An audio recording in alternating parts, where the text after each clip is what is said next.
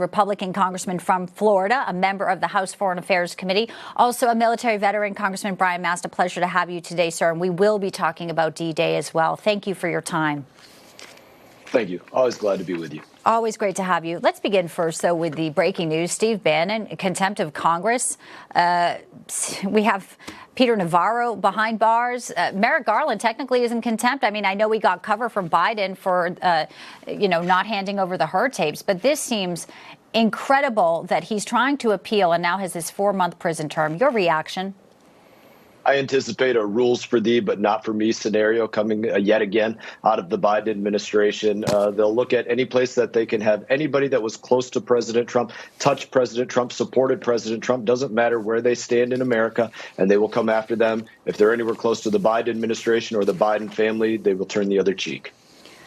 Yes, well, here we have it again. I'd like to now turn to D-Day, Normandy. We've been watching the live pictures and some of the heroes that are there, maybe their last time, and to be there on the beaches. Here's a bit of President Biden's speech today. Let's play part of that.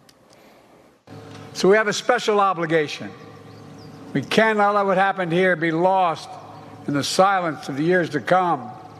We must remember it, must honor it, and live it. And we must remember the fact that they were heroes here that day.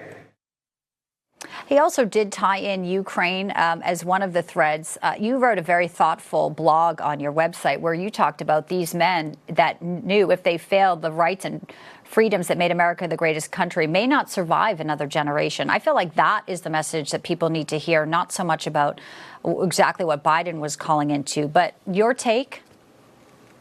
Just on the anniversary of D-Day, remember those men that served, that knew they were headed into almost certainty of giving their life. Not it was just a chance, but this was a near certainty that they were going to give it, and they did it anyways. That's the courage that America has always stood for.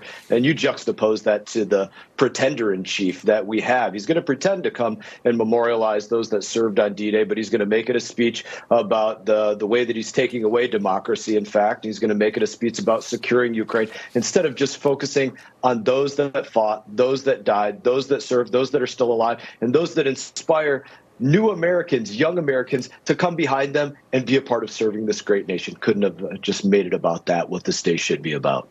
No, we know military recruitment is down in lieu of, really the way we treat our veterans. And you know that is just shameful how they come out. They need support, yet it seems like illegal migrants get better treatment in some of these places than our veterans who are on the street.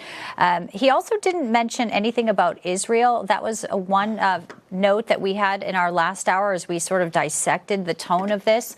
I know personally, Congressman Mast, you co-authored a bill imposing sanctions for the the ICC, recommending those war crimes against Prime Minister Benjamin Netanyahu. Obviously, it has no authority, but there's been a lot of questions about why some would actually, including places like other countries, saying, yes, if he enters our soil, we'll arrest Netanyahu under these circumstances while Israel is trying to eradicate terrorists.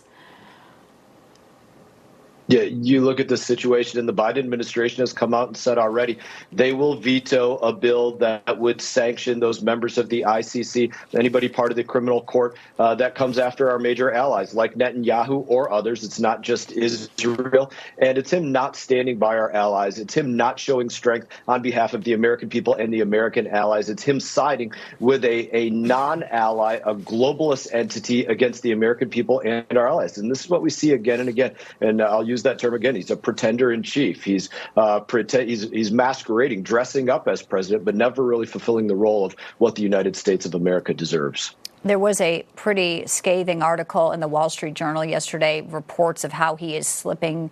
Even Democrats were quoted talking about behind closed door meetings. And, some on the big liberal media are trying to do gymnastics to try to walk back that reporting. But he is obviously, many say, suffering from cognitive issues, and it's not going unnoticed now. Your thoughts on, Joe Biden and that damaging article there that was a bipartisan article? I would tell the American people, believe what you see. Believe what is directly in front of you. Don't take the Democrat talking point of believe what we tell you and not what you see with your own eyes in whatever the circumstances. You see the decline of Joe Biden. You see the decisions that he's making, whether it be with Israel and Gaza, whether it be the U.S. southern border, whether it be with the International Criminal Court, with inflation. Take your pick of issues. You see his inability to speak on the issues, how he deals with foreign dignitaries, foreign governments. This is not a person fulfilling the role of commander-in-chief or president of the United States of America, and has not done so for 3 years. Well, I am grateful for your time today and your comments about the heroes alive and those who have passed today on those beaches of Normandy, that we honor and focus on them today. Congressman Brian Mast, good to have you in today. Thank you. Thank you. Hey everyone, thank you for watching this video. If you enjoyed the video, please click like and subscribe. I will be back on YouTube with more exclusive content, so stay tuned.